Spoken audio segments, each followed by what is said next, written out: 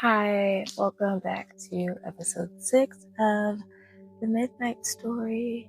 We will be doing a continuation of James Patterson's Sundays at Tiffany's. Yes. So you know the drill, okay?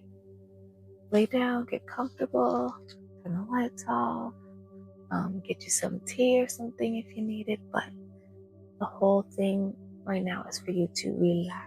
Relax your mind, relax your body, and for you to be able to get some rest, okay? Chapter 15.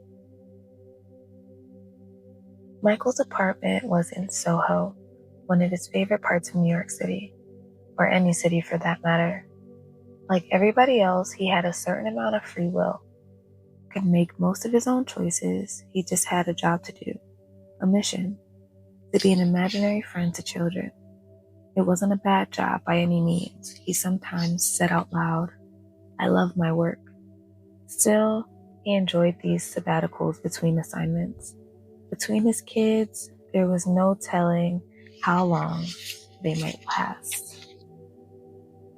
So he learned to make the most of every day, to live in the moment, all that good stuff people like to talk about, especially on TV, but often weren't very good at putting into action. That night he got back to his brownstone at about 11 o'clock, totally shaken up about having seen Jane, the grown-up Jane. It had been a huge shock. Jane Margot. Wow. By the time Michael had hit the second landing on the way to his fourth floor walk-up, he could feel rock music drumming down from above, vibrating through the stairs. No doubt as to where it was coming from. Owen Pulaski's apartment. Owen Pulaski, Michael wasn't sure what to make of that devil-may-care, happy-go-lucky lug of a man-child. He was certainly friendly enough, outgoing, always made an effort. In fact, as Michael got to the fourth floor, Owen was just greeting a couple of women at the door of his apartment. The women were tall, slender, inhumanly gorgeous, and they were laughing at whatever Owen had just said to them. Owen was about 6'3", burly, with a boyish grin that Michael assumed was hard to resist. "Mikey, come on to my party. Don't insult me now. Don't you dare insult me," Owen called across the hall. Thanks. I'm kind of beat tonight," Michael said, but Owen was already crossing the space between them, and then he had his arm wrapped around Michael. "This is Claire DeLune, and this is Cindy too," Owen said, nodding at both stunners. "They're brilliant students at Columbia, I think it's Columbia, who moonlight as beautiful models. Ladies, this is Michael. He's great. He's a surgeon at New York Hospital." "I'm not a surgeon anywhere," said Michael as he was dragged into the packed, loud, overheated party at Owen's place. "Hey, hi," said one of the women, a tall brunette whom Owen had called Claire DeLune. "I'm Claire Parker. Owen is, well, Owen." Michael turned his wince into something resembling a smile. "Hi, how are you, Claire?" "Not great, but let's not get into that. We just met, right?" Michael sensed trouble inside the girl, and he couldn't resist. He'd never met a lonely, depressed soul he didn't want to try to help somehow. Was it his fatal flaw? The way he was made? He had no idea. And he had stopped worrying about things he couldn't control. Well, mostly he had stopped. "No, it's okay, I'm interested," he said to Claire. "Sure you are," she laughed. Someone passing by pressed drinks into both of their hands, and she laughed again. "Guys love to hear about our problems, our inner feelings, and all that stuff." "No, I do actually. Let's talk." So Michael listened to Claire Parker's life story for well over an hour in a tiny corner of the hallway leading to the kitchen. She was conflicted about wanting to be a teacher, which she was in school for, and all the money she was suddenly making as a model with the Ford agency. Finally, she looked into his eyes, smiled very sweetly, and said, "Michael, even though you're not a surgeon and I'm not Claire DeLune, do you want to come home with me? My roommate is on a shoot in London, and my cat isn't the jealous type. You up for it? Say yes." Hey, Michael. Chapter 16. To be honest, candid, whatever, it wouldn't have been the first time something like this had happened to Michael. Mostly on his sabbaticals, but sometimes during work stints as well. After all, he was able to make choices. He had a life, and he wasn't impervious to beauty. What he said to Claire was actually, I live right across the hall. Michael's place was sublet, fairly tidy and nicely furnished. The apartment of an anthropology professor at NYU, who was in Turkey for the semester. Michael had a knack for finding great apartments, another perk of the job. Your turn to talk, Claire said, curling up on the sofa. She tucked her long legs under her and didn't pull her skirt down to cover her knees. She patted the cushion next to her. Come sit and tell me everything. Michael sat and Claire traced one finger down his cheek. Who is she? What happened? Why are you available? Are you? Michael laughed, mostly at himself. Funny you should ask. There was someone. Sort of. I lost track of her for a long time, and then tonight, I think I found her again. Sort of. It's kind of complicated. It always is, Claire grinned. I am interested, and we have all night. You have whiskey, spirits of some kind? In point of fact, Michael did, at least the professor did, very nice wine, which he would replace before he left.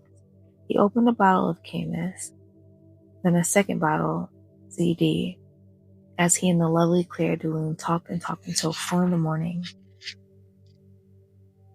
at which point they finally fell asleep in each other's arms, in their clothes, and that was all right, perfectly, actually.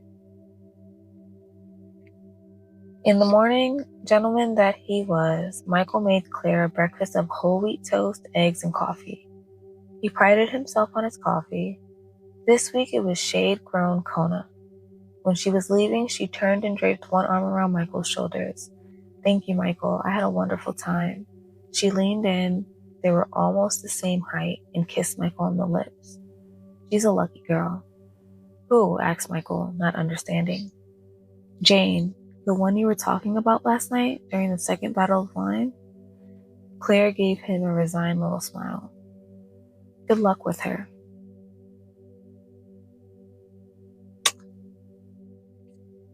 Again, you guys see, every episode I say this, but I feel like as we're getting deeper into the book, more and more you understand why I said what I said about it being like low-key weird and problematic a little bit.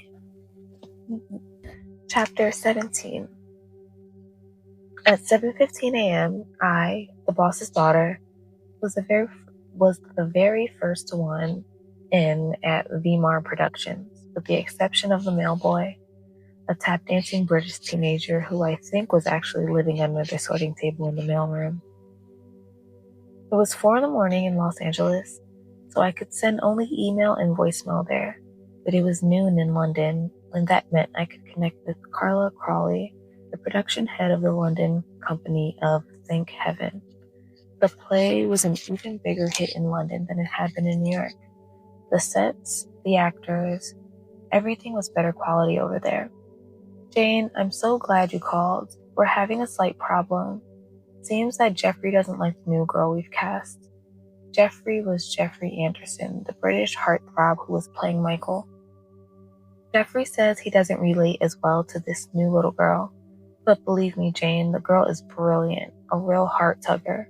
Best of all, she's 11 years old but looks 8, so she can talk. Look, call Jeffrey's agent and suggest they reread the part in his contract that said he has to play opposite a 3-legged monkey if we want him to. I'll pass the word along. Vivian Jr., Carla Crawley said, chuckling. A shudder shot down my spine. Vivian Jr., oh God, say it isn't so. Chapter 18. At 9 p.m. sharp, well, it just says 9. I made that p.m. part up. At 9 o'clock sharp, my personal assistant, Mary Louise, showed up at the office. Mary Louise, totally honest, totally sarcastic.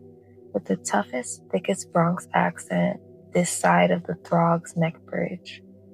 "Morning, Janie," she said as she dumped a pile of mail and phone messages on my conference table. "You get Employee of the Month again?" "Morning," I said. "I know, I am totally pathetic, aren't I?" "Please don't answer that." I started going through the phone messages, placing "the fires must be put out" in one stack, the smoldering "keep an eye on" situations in another stack, and finally the "call if you feel a need to punish yourself" slips in another stack. By the way, the lights aren't on yet in Godzilla's office. Mary Louise cracked her gum loudly. "You know, Vivian gets her hair touched up at Frederick Fekkai on Tuesday mornings." "You mean that neon yellow with pink undertones isn't natural?" Mary Louise snorted. "You need coffee?" Before I could answer, I heard two unmistakable voices outside my office, my mother and Hugh. Instantly, my stomach started churning. "You sweet Huey, you," Vivian was saying in that little girl voice that made me cringe. "Where were you when I was looking for husband number 3? Probably in grade school," I thought. Then Vivian was standing in front of me with Hugh, who had a bouquet of white roses that must have set him back $200. "Look who I brought, quite possibly the handsomest man in New York," Vivian said, leaning over to give me my morning kiss on the cheek. She wasn't completely wrong about Hugh. Standing there with tousled blonde hair, wearing faded jeans and a gray hoodie, Hugh looked exactly like a leading man should. He was definitely a dreamboat, a hunk, a catch. And, in theory at least, he was mine. "I'm sorry, I'm so sorry, Jane," he said, managing to sound half credible and sincere. Even though I wanted to punch out his lights, I decided to play it a little cooler than that. "What are you so sorry about?" I asked, eyebrows raised. "Last night, of course. Are you kidding? I never made it to Babu." "No big deal," I said. "I had a very nice meal, caught up on some work." "I forgot I had a squash game." "No problem. Squash is your life." "Not even close. Mirrors were his life." Mary Louise took the bouquet from him. "I'll go find a swimming pool to put these in." After some meaningful sixth-grade style throat clearing and pointed eye rolling, my mother finally left too. Hugh locked the door behind her, and I frowned. What was this? Then he took me by both shoulders and kissed me on the lips. I sort of let him, and that royally pissed me off about myself. I bet even Doormats Anonymous would turn me down. Oh, but Hugh was a good kisser, with those beautiful brown eyes up close and personal. Hermes something sexy instead on his neck and collarbone. "I really am sorry, Jane." His hand moved up and down my back, and his smile was adorable. "You do know I love you, don't you?" His voice was warm, his eyes ultra sincere. Maybe he was possibly telling the truth. Leaning forward, he feathered kisses against my neck. Suddenly, I felt safe and warm all over, the way I used to feel with Michael. Why on earth was I thinking about Michael? I dragged my mind back to Hugh, who was nuzzling my neck, ridiculously handsome, charming, insanely romantic when he wanted to be. Hugh. Then I remembered something. Hugh was an actor. Chapter 19. Michael had never done anything like this, not even close. But that morning, he trailed Jane at a safe, non-nut job distance as she walked from her apartment to an office building on West 57th Street. He wasn't sure what he was doing. He knew only that he felt compelled to do it. On 57th Street, he immediately recognized the building as a place where Vivian had housed her production company and apparently still did. "Oh, Jane, don't go in there. Not into the lair of the Wicked Witch of the West Side. She'll trap you with her dark arts." But in Jane went. And then, against his better judgment, so did Michael. "What are you doing?" he thought, and he nearly said it out loud. "This is the time to walk away. Right now. Right here. This is where you stop the madness." But he didn't. He couldn't. And as he scanned the lobby directory, it became clear that Vivian was more successful than ever. VMAR Productions now took up 2 entire floors. She must be wickeder than ever. He watched the grown-up Jane as she made her way to the lobby. She waved to at least half a dozen people, and they waved and smiled back, or chit-chatted briefly. It hit him that she hadn't really changed. She was still getting let down by people, and yet she was friendly and warm. Clearly, she was well-liked by everyone who knew her, everyone except the schmuck who stood her up last night. Then Jane disappeared into an elevator, and he watched the floors rush from lobby to 24 in a matter of seconds. That's when Michael made the fateful decision to wait for Jane. Why? He didn't know. Would he even try to talk to her? No, of course not. Well, maybe. Just maybe. In the meantime, he had passed a Dunkin' Donuts about a block away, and he was thinking about a couple of Bavarian creams. After the donut break, he went back and hung around Jane's office building, feeling stupid for lurking but unable to tear himself away. At about 12:15, the elevator doors opened and out she stepped. She wasn't alone. Unfortunately, a very good-looking guy had his arm around her waist. Jane removed the arm, and Michael guessed that this was the loser himself, McGrath. They went out the front door, and he was right behind them. Even if Jane happened to glance back, she wouldn't recognize Michael. She'd forgotten him. That was how it worked. Trying to look nonchalant, Michael stayed close enough to catch bits of their conversation. She and McGrath were talking about something called Thank Heaven, which Michael assumed was one of Vivian's productions. Jane, Thank Heaven is the key to everything I've worked for, and I don't think you're treating it seriously, Michael heard McGrath say, or rather, whine. That's not true, Hugh, said Jane. I am taking this seriously. You know how passionate I am about Thank Heaven. Hugh? This guy's name was Hugh? What was she thinking? Never trust a Hugh. Jane was with a man who had the most ridiculous name on the planet, a name that was always, always misunderstood. How are you, Hugh? Baby, it's Hugh. You never know. It had to be Hugh. Shaking his head, Michael stayed with them as they turned into the Four Seasons restaurant. Inside, Michael went to the bar, ordered a Coke, and watched them be seated. Knowing beyond a doubt that trailing Jane wasn't a good idea to start with and was getting worse by the minute. It's not just stalking her, actually. Michael watched their table across the restaurant with growing irritation as Hugh did all the talking, Jane all the listening. When he wasn't lecturing her, the creep was working the room. Hugh shaking hands with a magazine publisher. Hugh hugging a talk show host. Hugh pontificating over the wine list. What did she see in this jerk? Then, as Hugh and Jane were about to begin lunch, a pretty young waif of a woman approached their table. She apologized for interrupting but held out a piece of paper and pen for Hugh to autograph. That meant he was some kind of celebrity, like an actor/model, a weatherman. Maybe he'd been in Saw 2 or something. He stood up, flirtatious, charming, nauseating. Michael watched and couldn't believe it. Jane's face and neck had gone red. She was clearly uncomfortable, but Hugh didn't seem to notice. Finally, Michael just couldn't stand it anymore. He paid for his soda, then left Jane with her Hugh. He didn't know what Jane was doing, but she was a big girl. If that was the kind of stupid, superficial relationship she wanted, then maybe she and Hugh deserved each other.